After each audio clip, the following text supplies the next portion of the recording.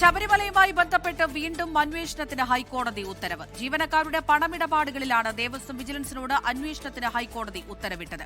അതേസമയം തിരുവാഭരണം മുൻ commissioner KS ബൈജുവിന് കൊല്ലം vigilance കോടതി സ്വാഭാവിക ജാമ്യം നൽകി. എന്നാൽ ദ്വാരപാലക ശില്പക്കേസിൽ റിമാൻഡിൽ കഴിയുന്നതിനാൽ KS ബൈജുവിന് ജയിൽ മോചിതനാകാൻ കഴിയില്ല. കഴിഞ്ഞ മണ്ഡലമകരവിളക്ക് കാലയളവിൽ ശബരിമലയിൽ ജോലി ചെയ്തിരുന്ന ജീവനക്കാരുടെ ഇടപാടുകൾ സംശയകരമെന്ന SIT റിപ്പോർട്ടിലാണ് അന്വേഷണ ഉത്തരവ്.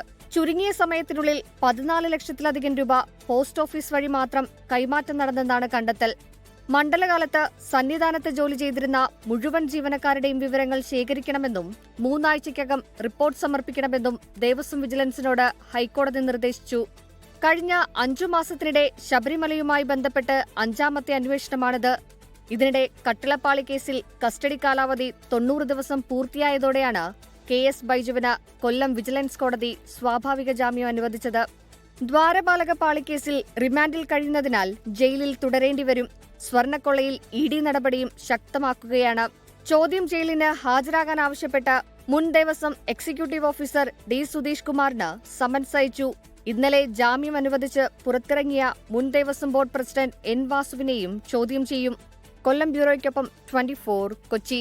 ലോകത്തെവിടെയായാലും ഏത് സമയത്തും 24 വാർത്തകളും ഓഗ്മെന്റഡ് റിയാലിറ്റി പാക്കേജുകളും എക്സ്പ്ലെയിനറുകളും വിശദമായി കാണാൻ ഞങ്ങളുടെ YouTube ചാനൽ നിങ്ങൾക്ക് സബ്സ്ക്രൈബ് ചെയ്യാം.